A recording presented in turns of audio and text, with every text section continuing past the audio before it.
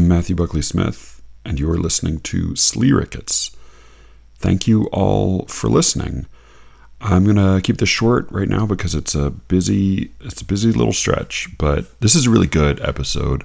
I had a conversation with Brian at the request of a listener. Jeremy wrote in and said he had tried looking for that Eudora Welty story, The Siren, that Brian had so enthusiastically recommended, and he couldn't find it. I was not able to provide a link to it, and so he said first that he'd love to read it, and then that he'd love to hear Brian and me discuss it. And so we looked into it, and Jeremy was right. The Siren is very hard to find because it does not exist. The story is called The Whistle, and Brian and I read it. It is a great story. We talked about it. Before that, though, we talked about sort of an interesting, flawed, but provocative little essay by Mary Gateskill, and a few other silly things came up that I thought would be totally inoffensive.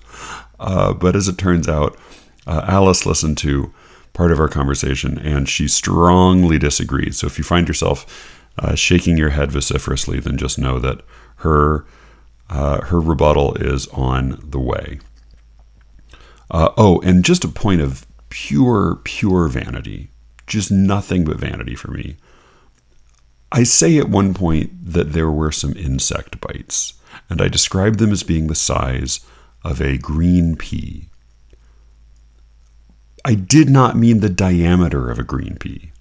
I meant the entire cubic volume of a green pea, as if it had been inserted under the skin and then set on fucking fire. So that's what I was talking about, and that will make a little bit more sense once we get into our conversation about what it means to be a man, a question best settled by two effete, literature-loving podcasters. I hope you do enjoy this conversation, and I will have more poetry-focused stuff coming for you very soon, including the second half of my conversation with Cameron about all those fucking poems.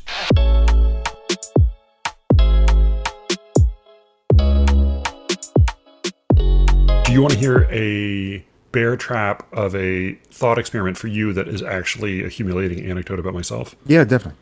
Okay, so because I have gleaned that you, though in some ways having a more traditionally masculine set of interests and orientations, you're just talking about sports. You're just saying, yeah. I like playing and watching sports. Yes, that's okay. That's a big one. Like there's been how it's many, not an orientation. It's just I enjoy sports. I mean, how many awkward non-conversations in my life would have been ameliorated? Like would have been eased by my ability to say even the slight, like some guy in the gym saying like, "Oh, Bulldogs," because I was wearing some Bulldogs things. Like, "Oh, you know they're playing in they're playing for the championship this year," and I'd say like, "Huh, what?" I understand. Yeah. I'm just saying that I don't believe I am more traditionally masculinely oriented than you. Well, you're an entrepreneur, you know, like as all men should be. Right. Well, yeah. I mean, you know, there are various expectations. Money focused. I mean, but both of us make less money and are less ambitious than our wives. True. And we both spend more time on childcare than our wives do. And we both are playing the traditionally female role within our family lives. Yeah, no, I mean, but it's like academics. It's like in the contest of failed men, you come out failing less than me, I guess is how I think of it. But insofar as I can like hit a jump shot and know the difference between a running back and a tight end. Oh God, I couldn't even speculate about that, except that I would guess that the running back runs more. That's the only guess I would make. They sort of run equally, but the running back runs more with the ball, and the tight end runs and people throw him the ball. Okay, tight end it only sounds like sexual slang. That's all it sounds like to me. It's insane that's a real word. It's like if you use it enough, you stop hearing it. But like if tight end were the name of anything that you were being introduced to for the first time, it would be unacceptable. Yes. I feel quite tolerant of it, but curious. Clearly not curious enough to actually learn what the fuck it is. So my daughter had a delightful friend. She didn't see very often because it was sort of for logistical reasons. It was not all that easy. But she Which and this girl? friend, The older or the younger? the older girl, she and this friend would go usually out to this friend's house because the friend lived kind of out in the woods, and they would go down to the creek with this friend's mom and walk on the creek, and there were some crawfish in the creek. And Your daughter grew up in the 1830s. no, her friend more or less did, but What world is this? I'm so jealous. There's there's a lot of wood. I mean, like there is a lot of woods out here. I mean, that's yeah. And they really live out in the woods. We live like adjacent to some woods. But they would go play in the creek, and in the course of their play, this friend's mom would refer to, in sort of like encouraging these delicate little children to like try new things that might be kind of scary. She started what she would call the Brave Girls Club, and where she, just like, oh, well, don't, if a crawfish bites you or pinches you, you don't have to cry a lot. It's okay. It's like a good, normal kind of toughening thing.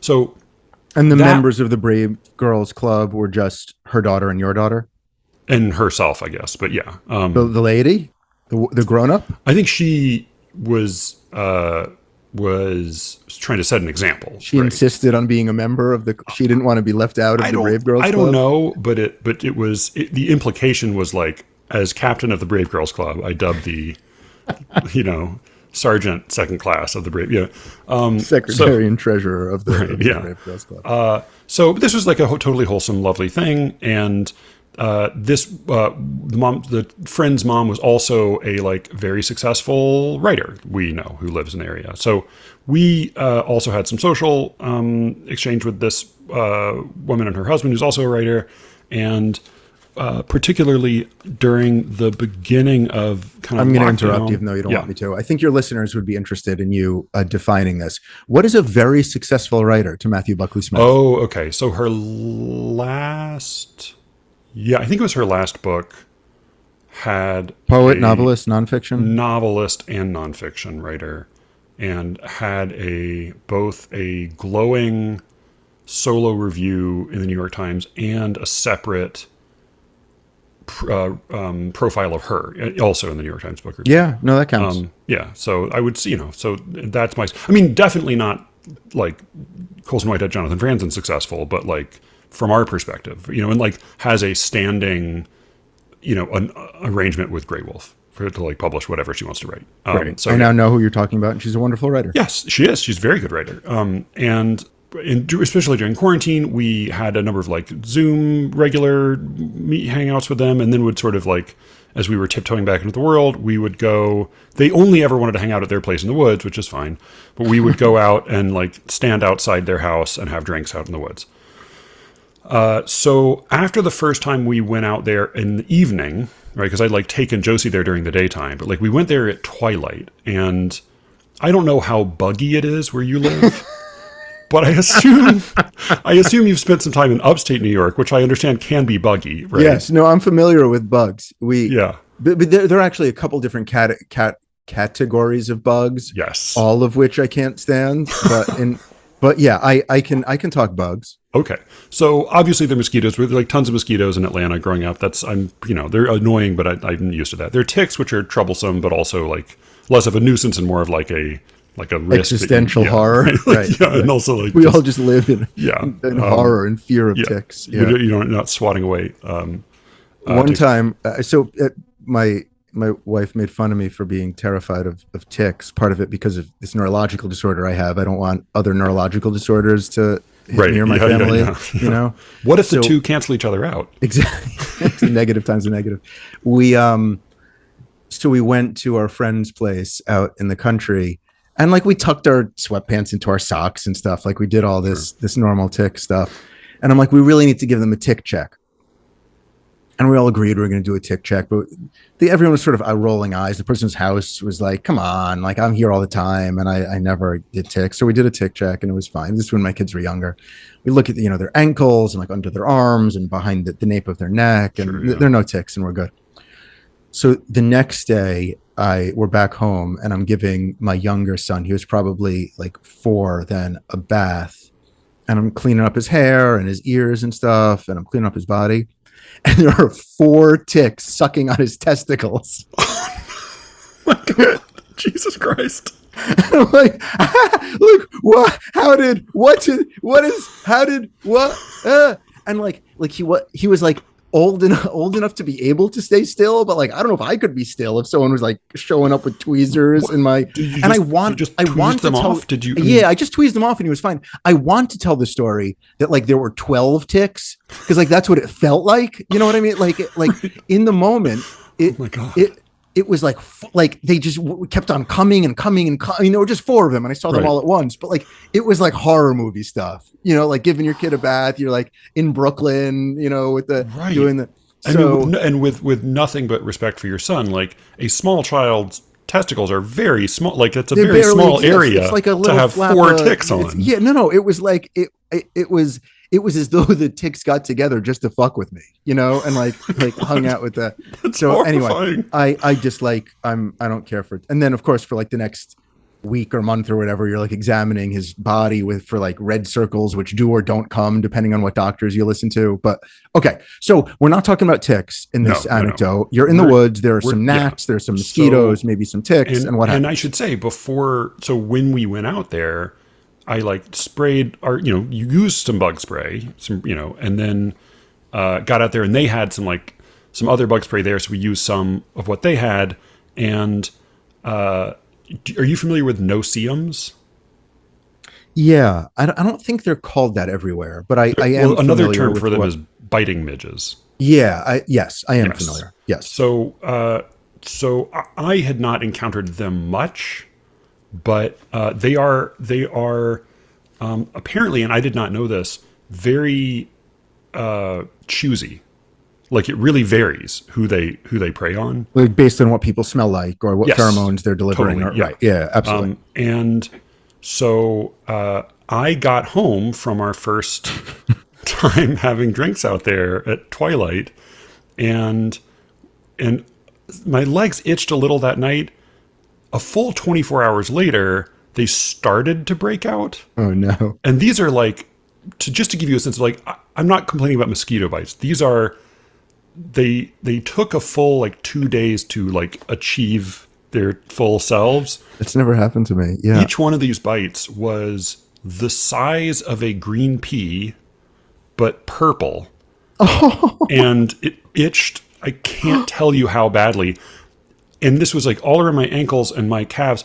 In like a state of, and like it was, to give you a sense, like it wasn't just that they itched. I was bitten. I counted over 150 times. No, what are you talking about? Over 150 times. Like my entire lower legs were purple and swollen up. And it was so much, it's like I felt the venom in me. It was so When was this? Sickening. This was a couple years ago at this point. It was like height of the pandemic when you couldn't. Well, it was like right when you could start to go hang out at somebody's house. Right. Right. So, I mean, it was miserable and horrifying. And, and like my legs were truly discolored for like weeks and weeks and weeks after that. Like it took, like I thought they were going to scar. It took forever for them to really fade. So, a couple weeks after that, this writer wrote again and said, oh, hey, do you guys want to come over and have some more drinks at our house at twilight outside in the yard? When you finally recover, this was like right when you stopped suffering? Right, when it was just like on the wane. I mean, because it itched like fucking crazy for days and days. I mean, it was terrible. So all I said, this is a group thread, all of our spouses. So all I did is I wrote back and I said, like, do you have any other maybe stronger bug spray you use? Because I was assuming they live out there. So it's like, do you have any like particularly strong bug spray you could recommend? Like, I'll even come back to your house to this like, it is one of these like godforsaken swamp. Yeah. I want some like, do I need to go buy DEET? Do I need to like spray paint? Like, just like all I did was ask for a recommendation for like some like good stuff. Do you have like that you live out there, that. Her response to the group thread was, sounds like someone's not ready to join the Brave Girls Club.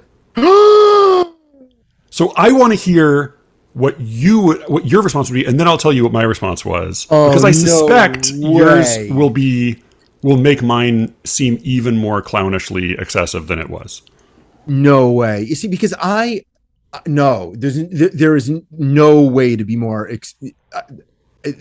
Any response would be not enough to that. My response was never speak to her again. Yeah. She's done. She's done. No, that relationship is officially over. Good. All right. I feel totally vindicated. I'm amazed. All right. No, the only, yeah, no, that's an unacceptable. I mean, and gendering it is also three. Like it was weird, the 3 points. It was your pussy. You're a girl, and I'm going to do this in front of your spouse. Yep. Exactly. And her spouse, presumably. And her husband. Yeah. But no, it's that's totally unacceptable. The only way that you are, vulnerable to criticism there is as soon as my legs recovered with all those bites and everything, I would take a big gross photograph and send it to her and say, "What did you do to me?" Right. I didn't. You know what I mean? I didn't. Because I also didn't want to I didn't want to make a thing out of it. I know. That. But then I was mad because I didn't have proof. I was like, no, it was really bad. Like it was like at that point, right? You didn't have proof. But that's interesting. You never photographed the horror that was.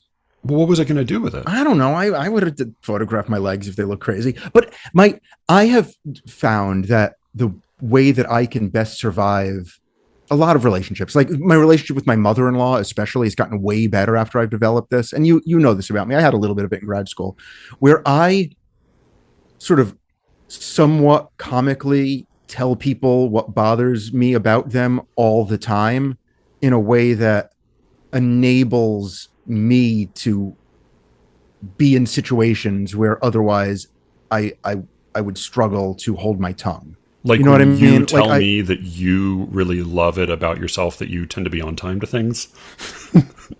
It's like our listeners don't realize that I'm chronically late for every single thing we've ever planned to do in our lives. Yeah.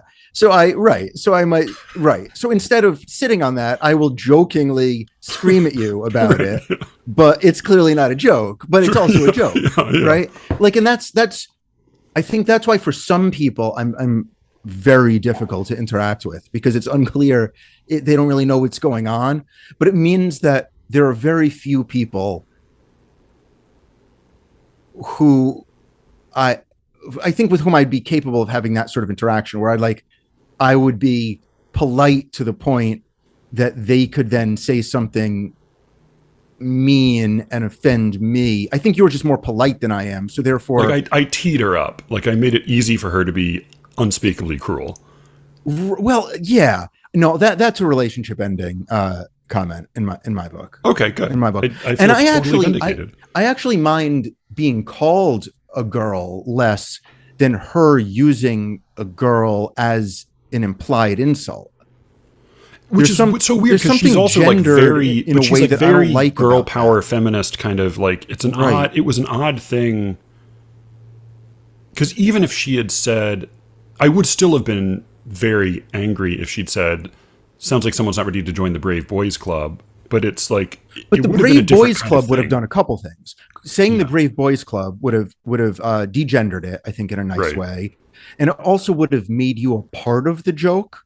Right? She would have shifted the joke in such a way where it would suit you, and there would be almost a generosity towards that. That would be more of a tease. It wouldn't have been good, but it would have been less bad. But it would have been more of a tease. But better would have been, I recommend DEET.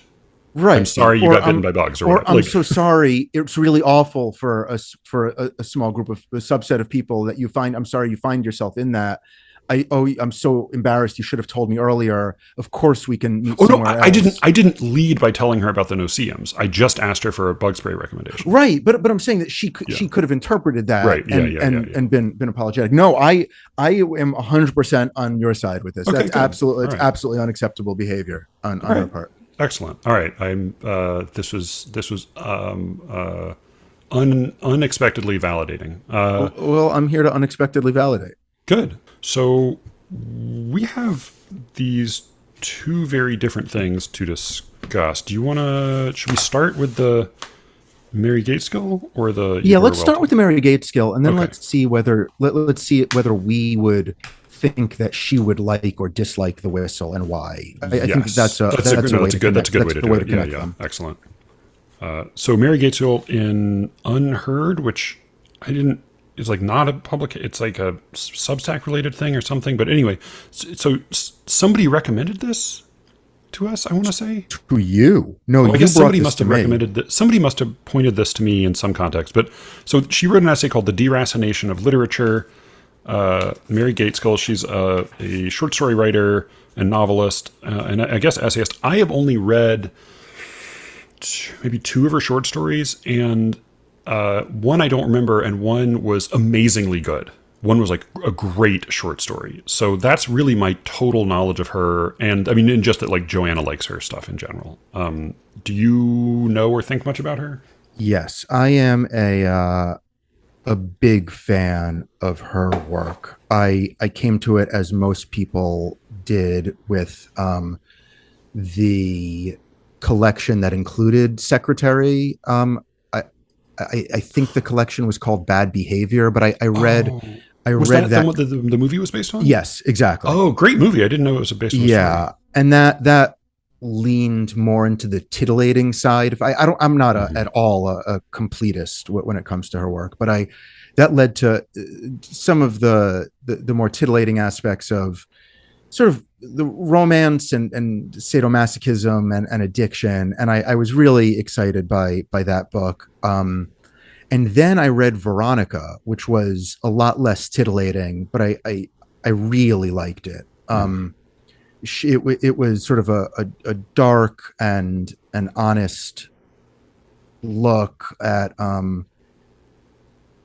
a former fashion model, I think, and I think it's AIDS either adjacent or maybe the main character has AIDS. I forget a lot about the book, but I remember the short stories really, and I really love her short stories and her novels. And I can't say there are a lot of writers whose short stories and novels I really like. I've only Yeah. read Veronica short stories in that initial book, and then short stories where I've seen them in a variety of places, including definitely the New Yorker and Esquire, and maybe some Best American as well. But I'm a fan. She's also late in her career now. She's in her, let's see, let me look her up. She is 67 years old, so not so late in her career necessarily. She could be at the very core of it. So how do you talk about poets in that way? What would she be? A young poet? A living poet. A She'd living be a poet. living Yeah, poet if she she's were a living poet. Yeah. novelist. But Yeah. either way, I'm admirer of her short fiction, her long fiction, and this is the first essay of hers I have read. Yeah. So she has an argument in this essay. So deracination meaning being uprooted, being torn Yeah, up by the which is roots. something I was going to get to later. But if you want to start with that, I'm okay with it. I really don't understand that word in terms of the title of this essay.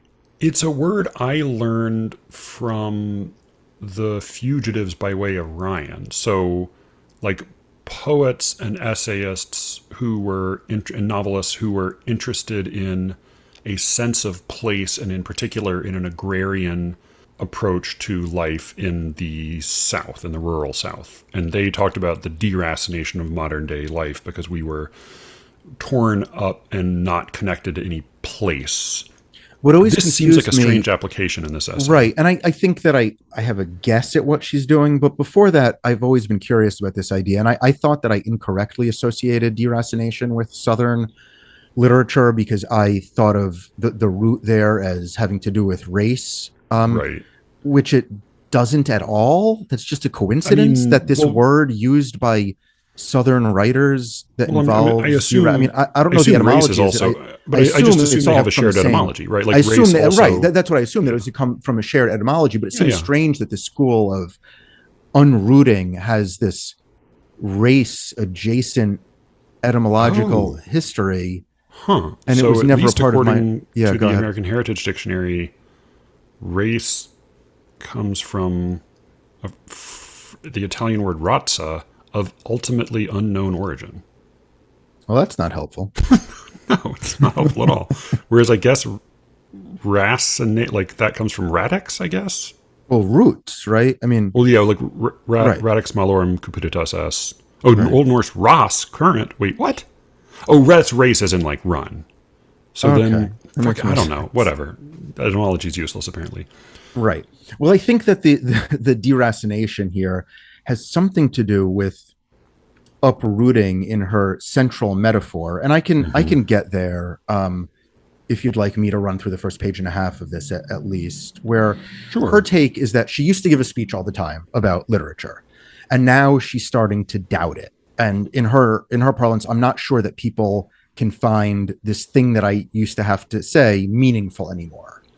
And she blames it on modernity in general and on the iPhone specifically, but her general take is that something has happened in contemporary life which made this speech I used to give no longer applicable or no longer as applicable. And then she goes shallowly into the speech she used to give. And the speech she used to give involves something that she calls the inner weave or the subtle life of a story. I think she makes a wonderful point in saying that when people tend to talk about books, they talk about plot and characters because they're important, but also because they're the easiest to talk about, where you can say what happens in a story and you can say what a character is like. She says something more difficult is this thing that she refers to as an inner weave or subtle life, which she then goes on a bit of an extended metaphor as the unconscious or the guts of the story or the body. You feel it, you know its presence, but it's easy to misunderstand. You're not quite sure it's there. You rarely come to, unless in her extended metaphor, you're a surgeon, you're never going to actually see the guts of a human being in a way that the guts of a story are hard to take. And then she has this move where she uses a word that we are more familiar with to discuss guts, and it's style. And she says that this concept of style is ambiguous as it's used, but I consider it what this bookstore owner who wore weird glasses when she was a girl told him to be, which told her it was, which is the inevitable byproduct of the writer feeling their way through the shape of their creation. And I get that definition of style. It's sort of the way that an individual decides to talk about plot and character is the style. But that felt a little bit too tangential, not as valuable as guts or the inner workings. But then this bookstore owner with the weird glasses said, no, byproduct actually works because in his and then her understanding of byproduct, it's the way that the byproduct of a seed is the plant or flower. So not byproduct as we think of it as sort of this other thing that exists, but as like the visible core that we judge based on the root, I think, if you're going to take racination at its etymological form, or the seed, and really that byproduct, that style, that manifestation, that guts, all of these things she's talking about is what she cares about in literature. And then she goes on to talk about what she likes in terms of style. Yes. Yeah, I thought, by the way, that you ran right past what I thought. I just find this to be a hilarious line in the story. Unless you are a surgeon or the witness to a horrible accident, you aren't going to see the guts of a body. It's just like such a like. There's no reason. Like because she'd previously referred to the guts of a body, but then it's like saying, this gave caused trouble with bowel movements. Unless you go into the bathroom while somebody is pooping, you're not going to see someone else's bowel movements. It's just such a weird thing to say. Totally, such a weird thing. But I love it. I mean, it's like it's part of what. Like my response to this essay was like, right? Right? Yeah, she's like her arguments are incredibly confused, but it reminds me of why I like artists. Like she has such interesting instincts and like obsessions, and she clearly like loves good writing. The larger scaffolding she builds seems totally cattywampus and bizarre, but But it's just like, oh, right, artists are weirdos. I love this. I agree. She's very much, I mean, depending on who you are, either putting her money where her mouth is or having her semiotics match her memetics, right? Like Right. she's like doing the thing in the thing that she's explaining. So I agree. It's both ridiculous and charming, I found. Also, I thought this felt to me like a Brian joke. The dependent clause. When you read a book review on Goodreads or the New York Times. Yeah. It's a good just joke. Such a good, quiet little joke. Yeah. Right. It's the absolute leveling out of everything. Right. It's like if it's written by your aunt's best friend or by like the leading critic in America, you will find. Yeah. If you are having sex with a dysfunctional sex toy or your husband. You know. Exactly.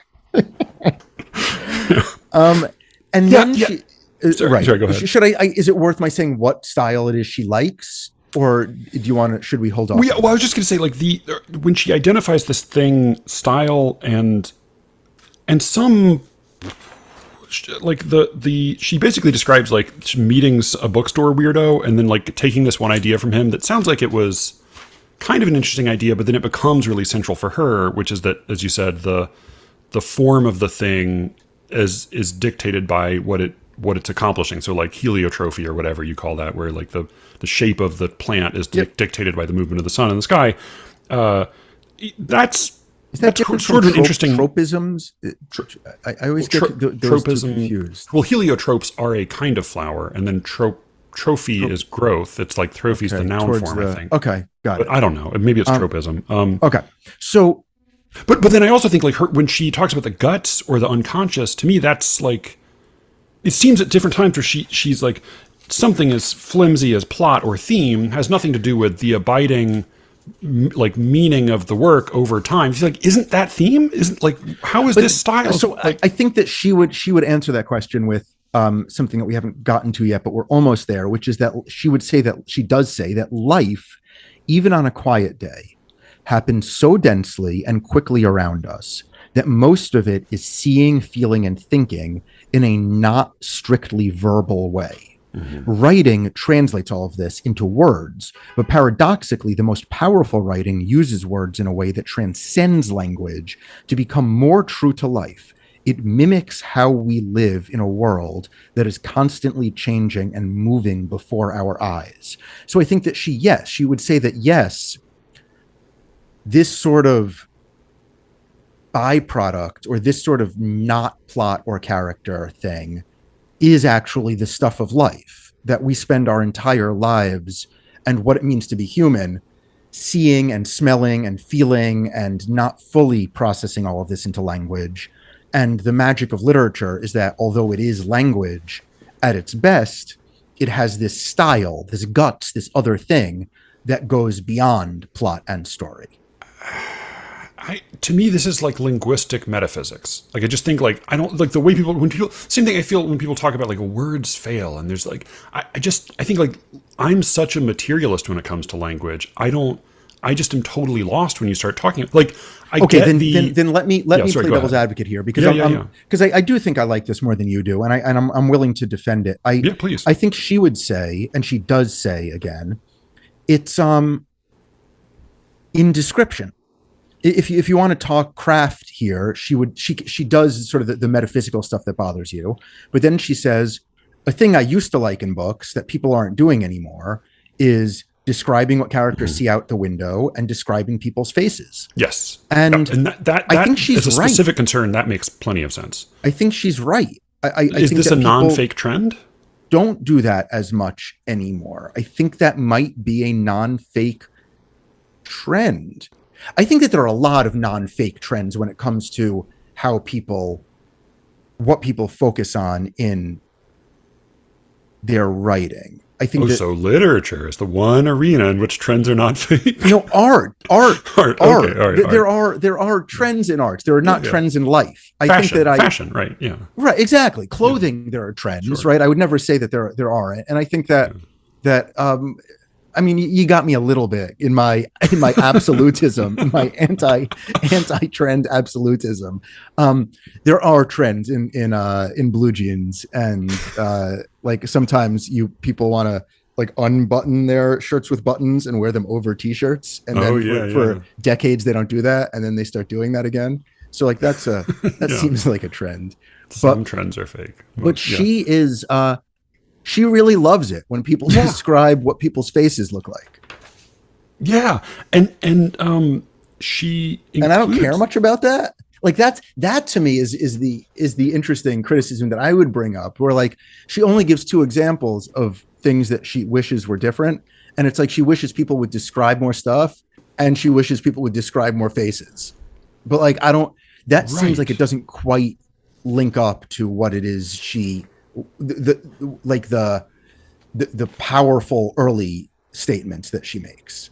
Yeah, I mean, it does seem to me like there's some strong personal feelings and instincts and frustrations, and then some like aesthetic intuitions and affiliations, and she does what I think like most students do when they write an essay, which is they sort of put together a jumble in the shape of an argument. But in her case, like she's such a wonderful writer that it's like delightful to read, even if like ultimately it doesn't really amount to any kind of case for anything. But like plenty of the individual observations she makes are lovely. It is funny that the two examples of, so she, you're right, just places and faces. We used to describe those more. I wish we did. We don't need more. I have always found, especially description of places, to be the most boring thing to read and to write. I skip over them.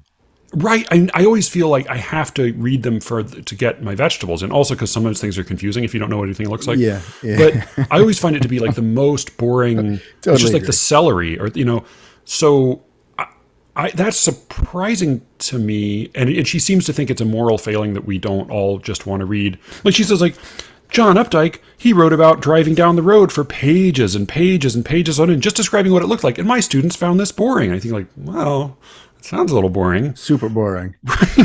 But like, I guess that's a moral failing. I do love that she then You includes do these not two. guess that that's a moral failing. You don't think that's a moral failing at all. I think that almost any feeling I have is a moral failing, is an indication of some weakness, that I like something or don't like something. She includes two excerpts from very good pieces of writing, one from Pale Fire by Vladimir Nabokov and one from Good Country People by Flannery O'Connor. And in neither of these is there much description of places or No, faces, that was what I was gonna but say. they're like, They- especially the Nabokov, I think, like is very moving, but it's moving partly because of its theme, which Right. is It's not what she's mostly talking because about. of plot and character. It makes it very moving. Exactly. I got really confused by that also. It was though, I went and like found my Pale Fire, which I Right, it haven't made me want to read reread in, Pale Fire. in 30 Yeah. years. It's and such a good I I will don't see if I remember can anything do. about it. I'm so excited to read it, like almost with a Oh, blank mind. Like I because your current novel you're working on feels very much is that true? indebted No. to it. Yeah, that's what I mean, thought. not maybe. not in a way you should worry about, but like Yeah. No, we're totally. gonna Like not I read my assumed new you had novel gone 'cause I'm back to ripping it off Pale- before No. writing it. Yeah, yeah. No. No, it's so weird, and I think to me it's a little bit. It a little bit doesn't add up to a whole, but so I mean along the way it's just so good, and that I had forgotten about this character who's a seemingly very delusional and like maybe sort of royal figure in another probably imaginary country, who's also, it feels like culturally inaccurate to call him gay because he's like such a weirdo from the country of Zembla, but like he's homosexual, he's attracted to men, and he marries this woman who's or girl, right? girl, like very young bride, and he has no physical interest in her, and this sort of translates in her understanding and sort of his understanding into feeling no love. But like what's so beautiful about and like wrenching about this passage is that it is a kind of like almost asexual, picturesque, idealized description of a beloved figure, as one might expect in like the adoring prose of a like an exquisitely talented 12-year-old, and then but except that it's like without any desire. So it's like it's because it's all like if it were just love and adoration it would be a little bit much, but because it's all framed within the context of his not desiring her but feeling terrible for kind of ruining her life, it's so moving. I agree. And it strikes me that that sort of is indicative of how um, Mary Gateskill chooses books and characters Yeah. and examples that she likes. I also felt that same thing where it's not about style though, No. and it's definitely not about people's faces or places. The one paragraph that was the most confusing to me, how it fit into the essay, is the paragraph that begins, "That may sound rhetorical, but it isn't." And Let me find that. so she goes on to say, Yeah, yeah, yeah. it is remarkable to me, based on the sample of humans that I've had in writing classes," which is like a funny turn of phrase, the sample of humans I've had in writing classes, both quote kids unquote and adults, how many people, one, express great concern about climate change, which I don't think she's mentioned yet in this essay, No. and its effects on the planet. Two, are completely uninterested in other humans' visions of what the planet they want to save looks If you like. care so much about climate change, why don't you read John Updike? Right. I don't. And three, are even less interested in writing or just noticing what it looks like to them. That, I mean, there's a giant logical leap there that people, Yeah. because people claim to express, is a little bit of a naughty word there, but people express great concern about climate change. So they're hypocrites for not looking at like photographs more or something. No, It no, no. was Wanting to hear how other people experience looking right, at right. photographs of things and Photographs, places right. and landscapes. So she totally lost me there. But I mean, I also think her final example, which is about 11-year-olds staring out a subway train, looking as the train gathers momentum down the massive concrete and metal tunnels. Those kids were really into that view, in a way they wouldn't be today. Just like isn't true. Like if you're ever in the first or last car of a subway, like everyone from the age of like 3 to 300 is like obsessed with looking through the tunnel because it's totally fucking amazing. And like there are all these Yeah. like lights and rats and infrastructure and like how are we underground, and like her final example is of this extraordinary thing that she has this, it was beautiful and the boys were radiant with it, this worldless amazement of things. Like again, when you talk about human beings, I don't really believe in trends, because like she's like, those kids would not, it makes me sad to think, she writes, that those same boys, if they existed today, wouldn't be looking out the subway window because they would be staring at a phone. uh I don't know, maybe both, maybe neither, but she loses me there. I do think that this is as compelling an argument on behalf of style as I've read. I think style is very difficult to discuss, and the idea that style is the style is what remains after an author has stripped away from him or herself the plot and the character. I think that Yeah. there's something compelling to that. Calvino Yeah. talks about magic objects, about how all objects in fiction are magic, Yeah. almost by definition, because you're choosing of from an unlimited supply. Where if you walk into a room, there are an infinite number of sensory experiences or visual cues or things or objects, whatever, that you can discuss, or you can mention, you can describe. So the fact that you're describing this particular thing not only is an important choice, but it imbues that specific particular thing with a certain literary magic. It empowers it, right? And there's something to that Gateskill is on the tangentially stating as well, that like maybe we need more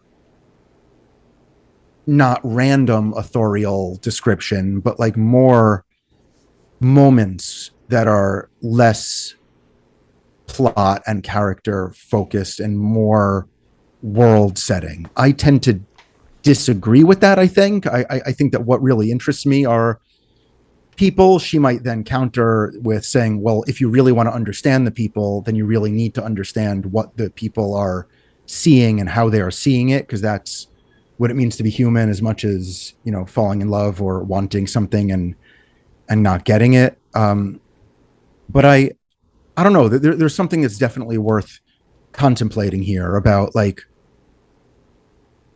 a novel or a short story minus characters and plot equals what? What do you have left there? And is style a good word for that?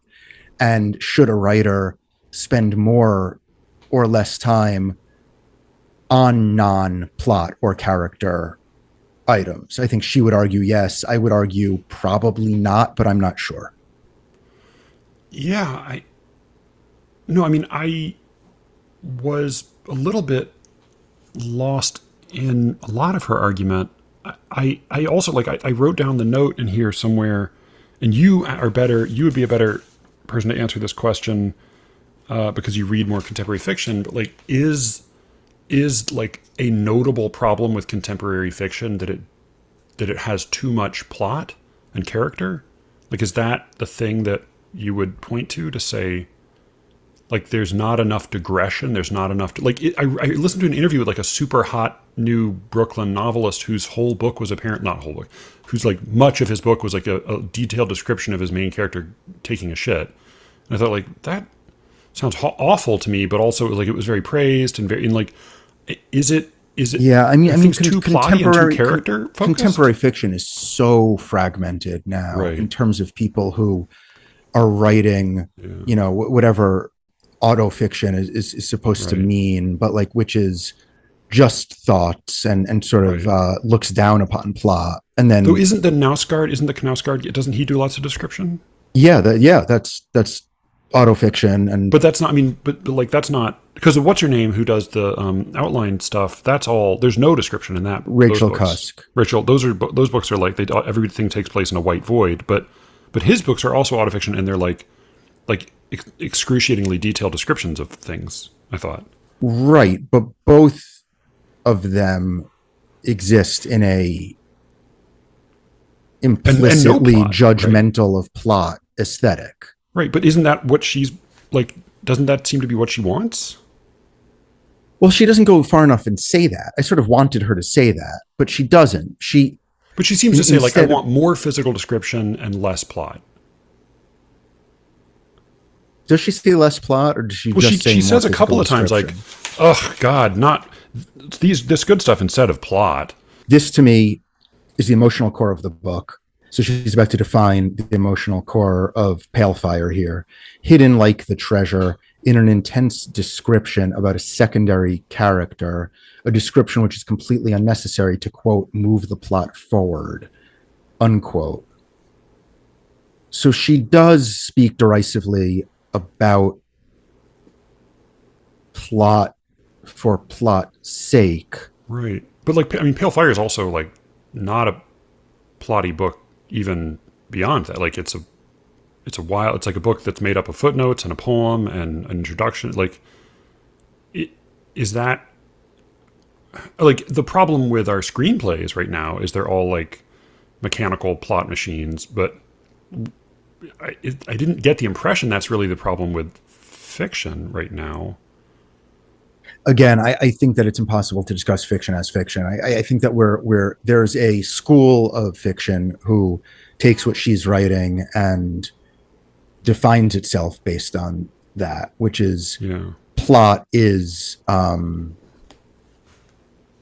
like genre an artifice that we're wasting our time with, and that feels, you know, icky and unacceptable. And I would put, you know, Knausgaard and Cusk and some Sheila Heti and Teju Cole and, you know, other sort of very, very, very highly respected contemporary novelists in that bucket. And then, of course, there's super heavy plot. I mean, the Franzen books are all very plotted, and as are, you know, the bunch of, and then I would put someone, you know, like Ishiguro in between, who would definitely takes time to describe things that I would like him to get through a little bit quicker. but there is not only beginning, middle, and end. There's rising action as Aristotle teaches us is necessary. I think The Whistle is a real worthwhile story to take apart. Just before we move on, I just wanted to note that this is the first essay I think I've ever read in which somebody publicly shits on George Saunders as like not only as a writer but like as a human. I know. It was like a great moment of like George Saunders was incredibly mean to me, and then she has this like I come not to bury Caesar but to praise him. Brutus is an honorable man moment. She's like, George is a lovely man, of course, but he was a huge dick to me in this one moment. Like I'm not even sure he meant to say what he said, but it's very she says like I was waxing on about I have a note that says mean George Saunders. Yep. So she was talking about how the entire world is out the window. What does it look like to a character? She wants to know the sky, the trees, the buildings. And George passionately burst out, like anybody does that, ? Who looks out the window and thinks about trees, ? Only people in books do that, period, end quote, or something, I'm paraphrasing. I mean, in his I haven't read his one novel, but his stories are light on scenic description. Certainly, there's like a lot of dialogue. They're often written in the first person, so he doesn't do a lot of describing places or faces. But he also seems like an unusually kind and tolerant man. People love him. I know. Yeah. Joanna calls him Fiction Dad. She had a thing where she got to talk with him recently. Oh, that's right. That's right. And he was nice to her during that time? He was incredibly nice and generous to her. And yeah, I had a problem where I came to George Saunders through a couple particularly incomprehensible short stories of his in college, and I never sort of forgave him for those. The longest one had to do with people living in a zoo exhibit as cavemen or something like that. Oh, Pastoralia. I thought that was so funny. People think it's funny, and I didn't get it. I didn't get it in the way that I don't get most Barthelme. Like, I just kept on waiting. Like, is it an extended metaphor for something, or is he saying something about something? Like, there was no plot really, but nor was there commentary. That type of work always makes me uncomfortable and bored and angers me a little bit. Okay. So I haven't been as generous to George Saunders as every other writer in the world tells me I should be. Yeah. I mean, I just find his stories to be like a pure pleasure to read. So if they are not a pure pleasure to read, then I wouldn't try to sell them to you. But I do think that The Whistle, as you said, The Whistle is an excellent story, which you talked about on another episode, and you slightly mistitled it, right? Yeah, as The Siren. But it's we got a very nice note from a listener who specifically requested that we talk about the story, and that we were able to find it for him. So I'll see if I can find a copy of it online to link to. But it's a very short story by Eudora Welty that was in her first collection, I think. It was early. I don't know whether it was the first collection, but it's 6 pages, and barely 6 pages, and it is. I think it's a quiet masterpiece. Like I think that it's really good, and I'm willing to discuss it. Had you read it before? No, I had not. It feels. I mean, it's a little bit like a Kafka story. I mean, it doesn't feel as alienating. It feels much more human and tangible and homey. But I think it's wonderful. Is it? So my only uncertainty was, is it short enough to read? Or is it too long for that? I think we should read excerpts.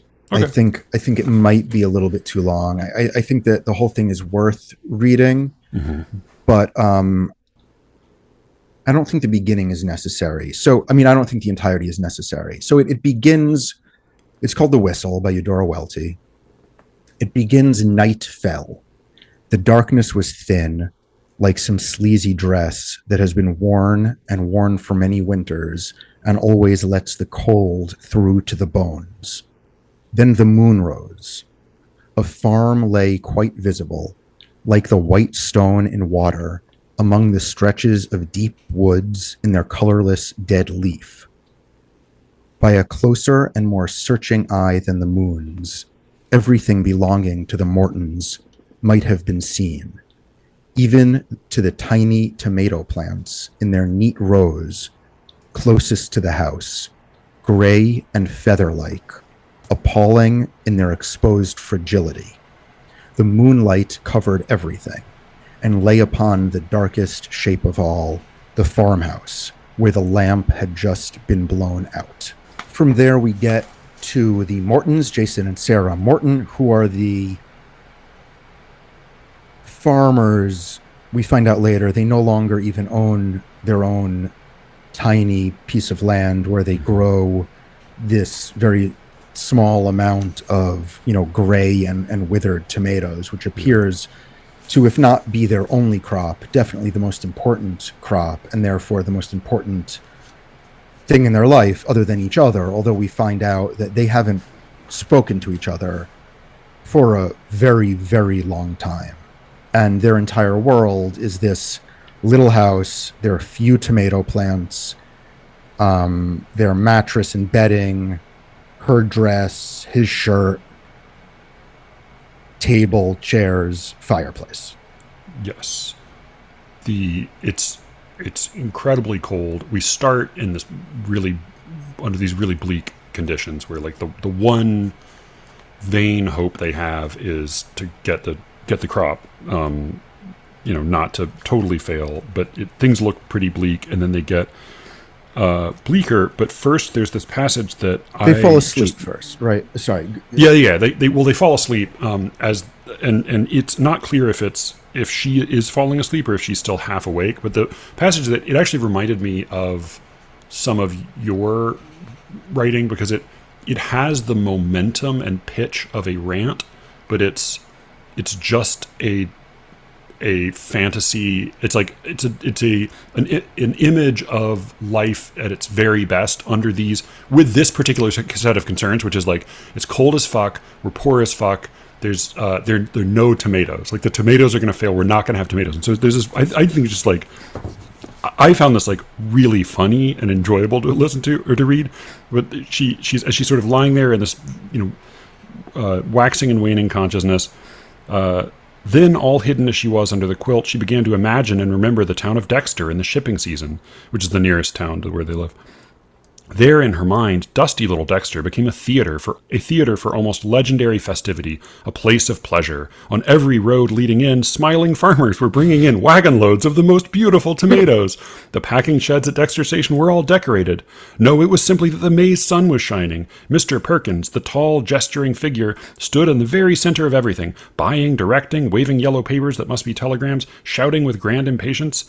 And it was he, after all, that owned their farm now, so we learned that maybe they used to own it. Yeah, train after train of empty freight cars stretched away, waiting and then being filled. Was it possible to have saved out of the threat of the cold so many tomatoes in the world? Of course, for here marched in a perfect parade of Florida packers, all the way from Florida, tan, stockingless, some of them tattooed. The music box was playing in the cafe across the way, and the crippled man that walked like a duck was back taking poses for a dime of the young people with their heads together. With shouts of triumph, the men were getting drunk, and now and then a pistol went off somewhere. In the shade, the children celebrated in tomato fights. It's the best line of the whole story. That's tomato fights. Oh, it's so good. In the shade, the children...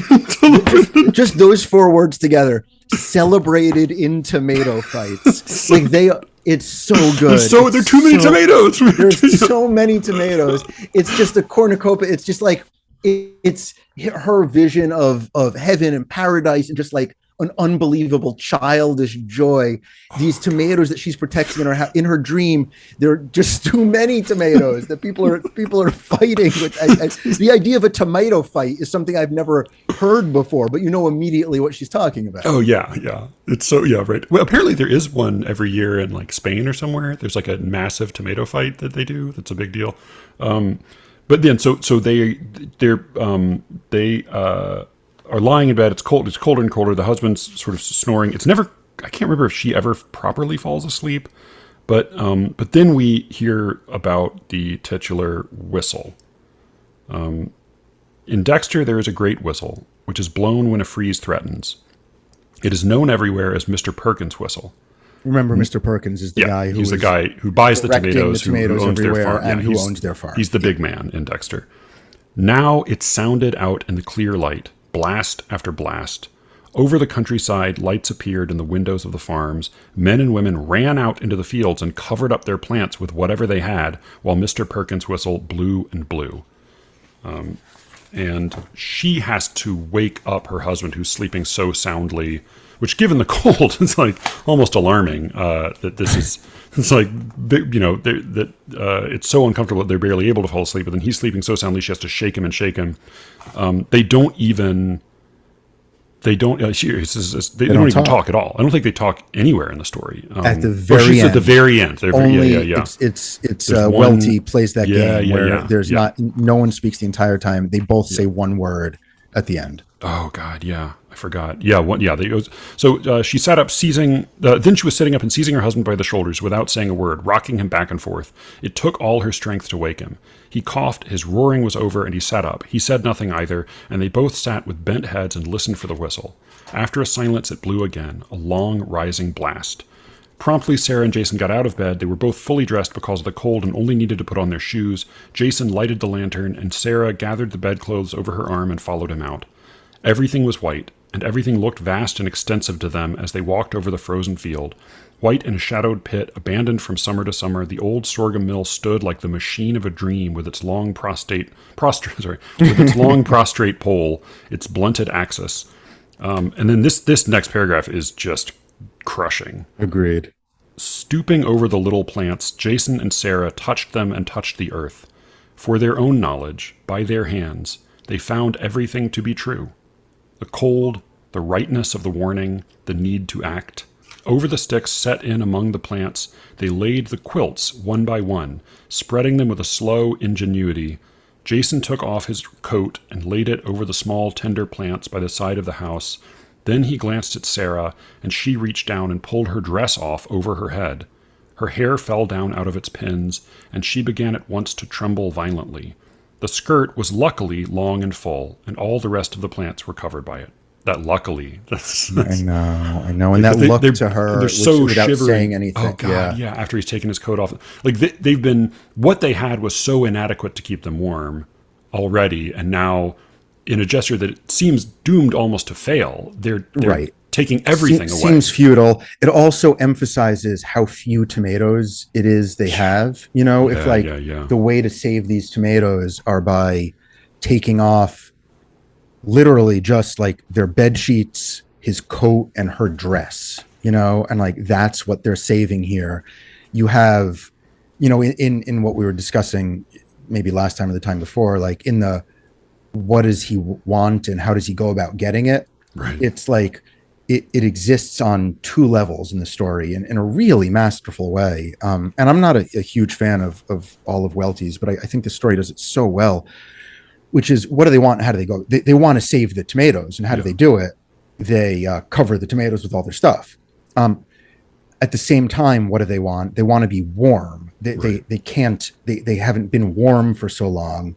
And these two desires are at odds with one another, where because it's warmth for both. Exactly. And there's only a certain amount of clothing either for them or the tomatoes. And in the long run, it's better to save the tomatoes, which makes them even colder. So they go back home and the room is the same temperature as outside because in their rush, they forgot to close the door to their house. So the heat that had been building from the fireplace is no longer in the room, and forgot in this because it was so urgent what they were doing. Exactly. They're sprinting, and then the question of what do they want shifts, and the story is imbued with a type of passion that was only in the story previously in that tomato fight, in that sort of like brief moment of pleasure and exquisite joy about imagining the heart of summer when tomatoes are able to be sold and money is flowing and everybody's exciting. But we don't remember that anymore when we get to this part of the story, and it's not introduced like that. But what we get next is they sit down and they wait for morning and are physically shivering and don't have their bed sheets or their clothes, so they're really suffering here.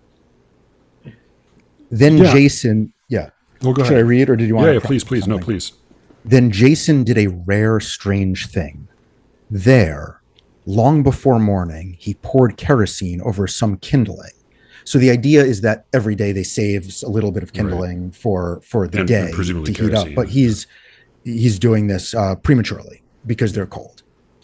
He pours kerosene over some kindling and struck a light to it. Squatting, they got near it. Quite gradually, they drew together and sat motionless until it all burned down. Still, Sarah didn't move. Then Jason, in his underwear and long blue trousers, went out and brought in another load. And the big cherry log, which, of course, was meant to be saved for the very last of winter. And at this point, the reader is thinking, like, what's going on here? Like, they burn their kindling for the day, but they're also burning this. I mean, I don't know what it means to save a log for the last of winter, but we're now a little bit out of time and place here. Like, he's getting excited, or he's doing things that are very uncharacteristic of their way of life, which is so ordered and orderly at this point. I mean, presumably the big cherry log is like that. That's the big source of warmth that they're not gonna, like, it's like that they're saving. They're saving up, but it doesn't even get them through the night. So, like, what is how big? I mean, none of this. All this stuff burns so quickly. Exactly, and that's sort of this magical element where, like, I would think the cherry log, that if you were to save it for the end of winter, you would think it would last for a week. But in the next paragraph, we get, and now the vocabulary changes. The extravagant warmth of the room had sent some kind of agitation over Sarah. And then we go explicitly to what I mentioned earlier, like her memories of Dexter in the shipping season.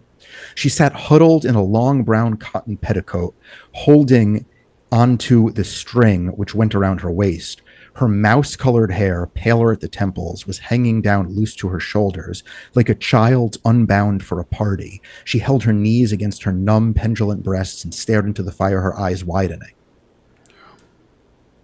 On his side of the hearth, Jason watched the fire burn too. His breath came gently, quickly, noiselessly, as though for a little time he would conceal or defend his tiredness.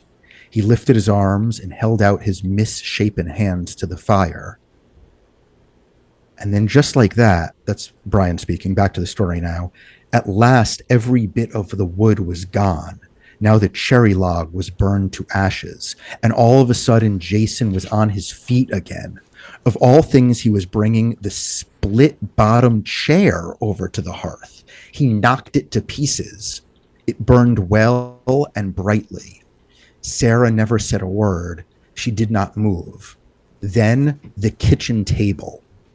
To think that a solid, steady, four-legged table like that had stood 30 years in one place should be consumed in such a little while. Sarah stared almost greedily at the waving flames. Then, when that was over, Jason and Sarah sat in darkness where their bed had been, and it was colder than ever. The fire the kitchen table had made seemed wonderful to them, as if what they had never said and what could not be had its life too, after all. But Sarah trembled, again pressing her hard knees against her breast. Then, when that was over, Jason and Sarah sat in darkness where their bed had been, and it was colder than ever. The fire the kitchen table had made seemed wonderful to them, as if what they had never said and what could not be had its life too, after all. But Sarah trembled, again pressing her hard knees against her breast. In the return of winter, of the night's cold, something strange like fright or dependency, a sensation of complete helplessness took possession of her. All at once, without turning her head, she spoke. Jason. A silence, but only for a moment. Listen, said her husband's uncertain voice. They held very still as before, with bent heads. Outside, as though it would exact something further from their lives, the whistle continued to blow. Those two as ifs are really, or as if and as though, as if what they had never said and what could not be had its life too after all, and then as though it would exact something further from their lives. Just as a, like, mechanical plot, it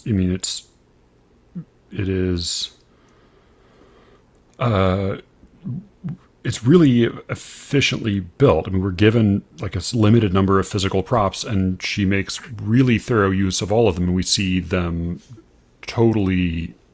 I mean, there truly is nothing else left to them, and it's. I mean, I think which is an old teaching trope, right? Like a short story, you should introduce all these elements of kindling, and by the end, they should all be burned up. You know, like every detail has to be used. You has get to be your used. Value from it. And this is almost like a literalization of that, where she shows us the house and the tomatoes, and then inside the house there are these two people and these few pieces of furniture, and by the end, the tomatoes are dead, the people are freezing cold, and all of the furniture has been burnt up.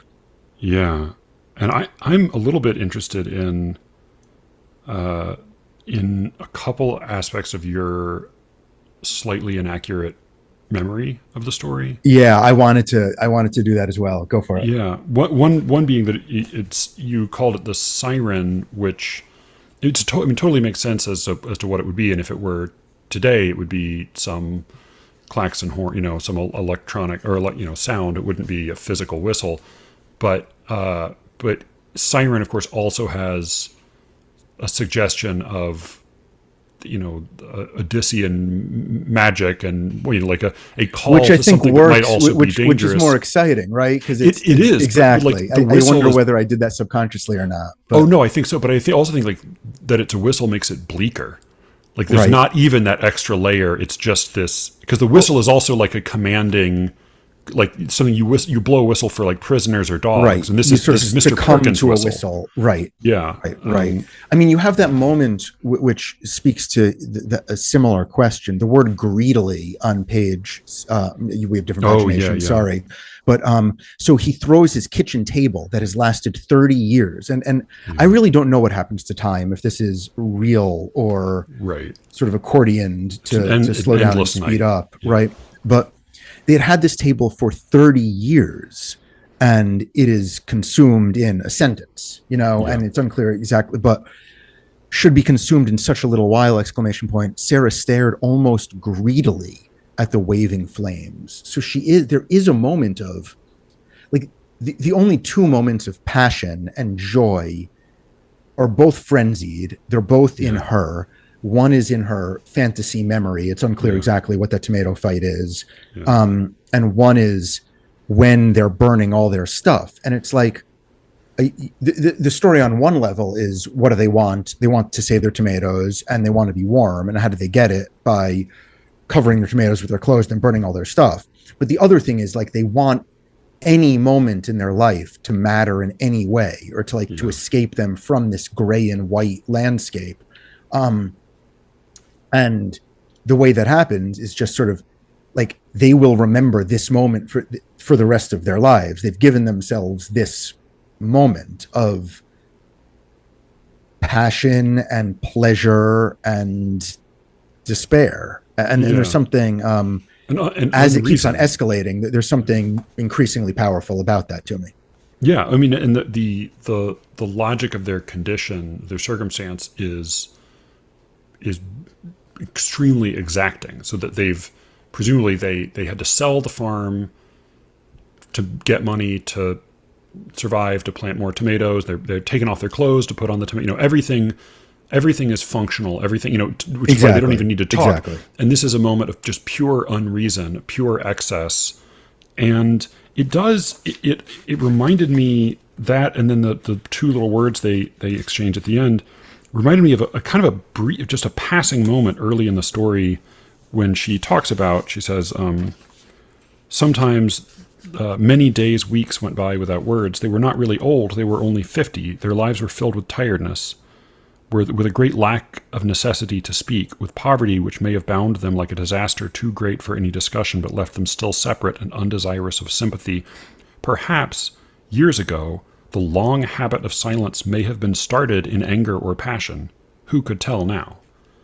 That it's a function, they don't need to talk in order to do everything that they are doing on the most functional survival subsistence level, but maybe there was some other time when at least there was a suggestion that they might have that any talk they would have would be above and beyond what was necessary, that there was something else to their lives other than just mere survival. And you wonder in the end of this whether the characters, or whether Welty is intimating that the characters are, that this is an act of love of some kind. You know, we have these little moments of squatting. They got near the fire. Quite gradually, they drew together and sat motionless. Like you wonder, like they're drawing together there. She says his name.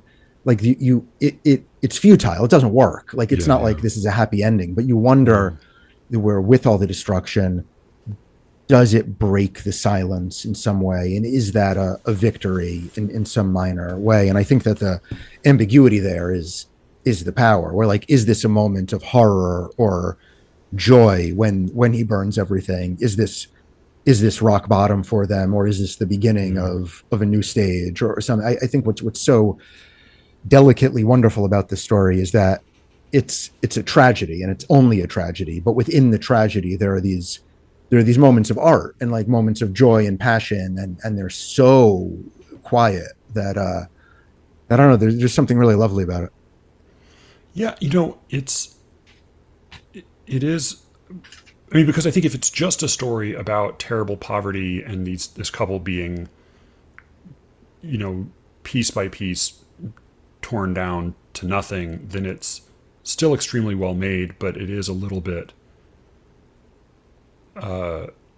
unsatisfying beyond a sort of a social commentary level. But you're right that the weird intersection of joy and horror, or despair and like epiphany, is, I can't resolve it. I can't figure it out, but it is undeniably there. And oddly, the comparison that comes to mind is maybe Welty's most famous story, which is A Worn Path, which is about a pretty frail but very dogged grandmother going on a like an unbelievably difficult and demanding walk through the woods and into town to buy if I remember, it's like a paper windmill.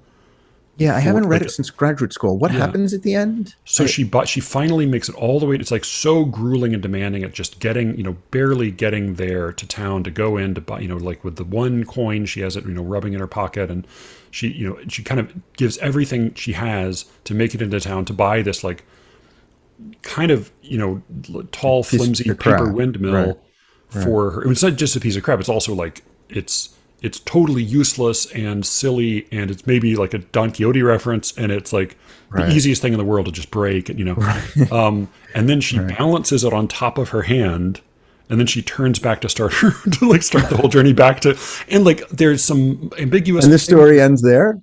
The story ends with her like turning back to go the way these like we just saw her do one, and it's called A Worn Path. It suggests like she's done this many times, and they're also, it's ambiguous, but I know some readers have said like, oh, is her grandson actually like dead? Like, is he even there for her? But she just sort of is like, and her vision's very bad, and she but it's like she just there's no drama in it for her. It's like it's the of courseness of it all for her is part of what makes it so staggering for us. But it reminds me of this, even though that story is sort of takes its emphasis from the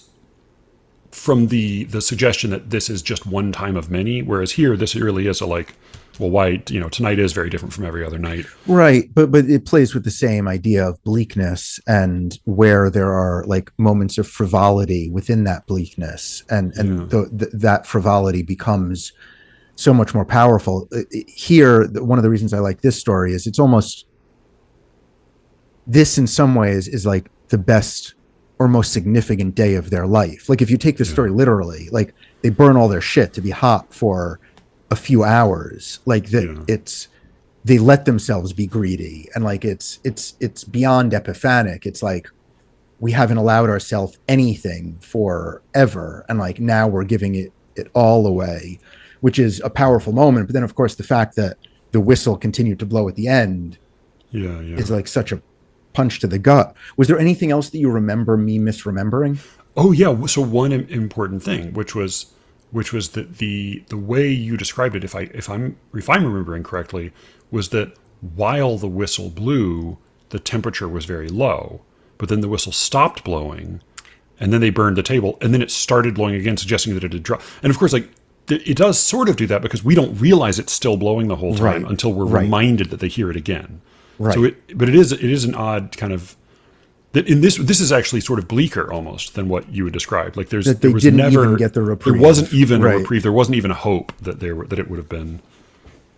Yeah, that at least they had saved the tomatoes. And it's interesting because it's also less manipulative. Right. Like it would have been like super sadistic. In my way, it's just like But you're totally describing the reader's experience. Exactly. Yeah, I'm experiencing. I described the way I earnestly misread it, probably initially. Yeah. And then you just, I mean, I don't think you included that wonderful fantasy sequence, which just sort of gives an additional heft to their excitement and their suffering. So I know you have to parent, but one question just to try to tie a bow here is, do you think Gateskill would like this story? I think so. And partly she does describe place a lot. Absolutely. I feel does she describe faces? I mean, she describes. No. We get a little bit of her description the body, of like the cold knees and the pendulous Sarah, breasts. But yeah, we get her mouse-colored hair, paler at the temples, was hanging loose down to her shoulders. Right. Like a child's unbound for a party. Oh God, yeah, like a child. But no, we don't get who they are. I also think that it doesn't really matter what they look like here. They sort of even to each other, like the two of them are so far beyond appearances. Yeah. Even like just they were not really old. They were only 50. Even that just tells you both like sort of what they look like and maybe how much it doesn't matter. Right.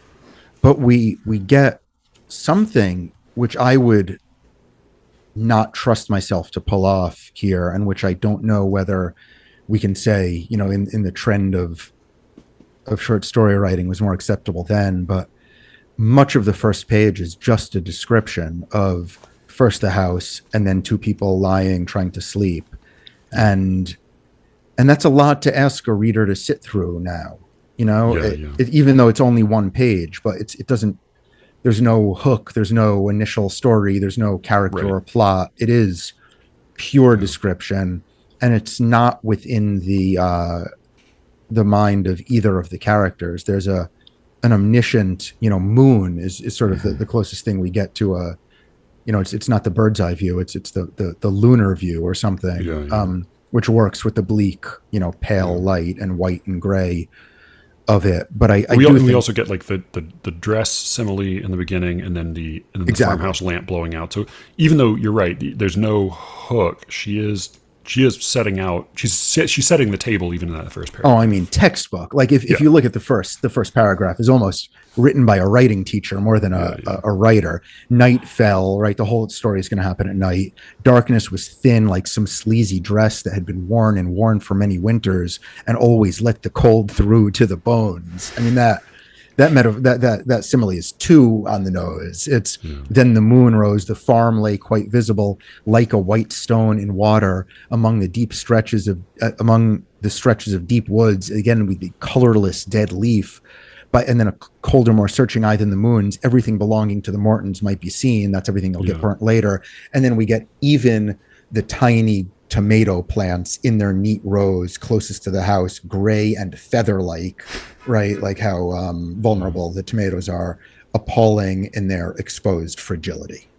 Yeah, I mean, this is funny. Yeah, this is in Curtain of Green, which was, I think, her first collection. And also, Curtain of Green is also just another tiny, really extraordinary story. That one has some other problems with that one, but that's all another just amazing short story. Which is, again, it's like it sort of tells about a moment of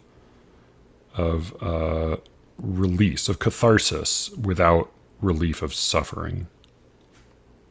Right. I guess a lot of these stories do. There are moments of release, and moments of frivolous pleasure, or moments of like prioritizing the moment over the long slog.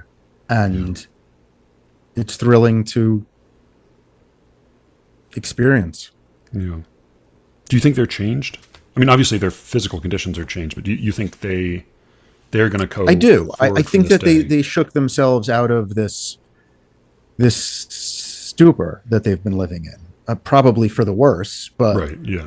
Given that they were just going to like be cold and try to protect their tomatoes and not talk until they died, this was something that happened, and yeah.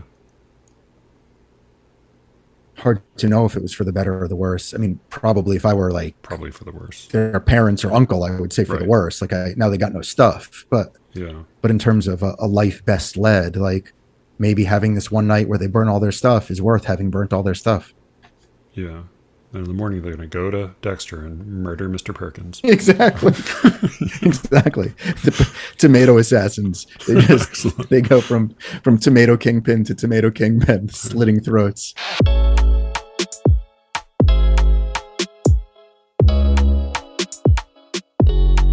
That was our show. Thank you for listening. You can reach me as always at sleerickets@gmail.com. I'm not on Twitter anymore, but Brian is, and you can also find Alice out there in the ether on Poetry Says. I just recorded a little segment for an upcoming episode of her. She's done some really good stuff lately, so if you have not been listening to Poetry Says, do go check it out. And she described Slee Ricketts recently as being like her podcast viewed in a convex mirror. A little nod to Ashbery, I think, which I guess means that Poetry Says is this podcast viewed in a concave mirror.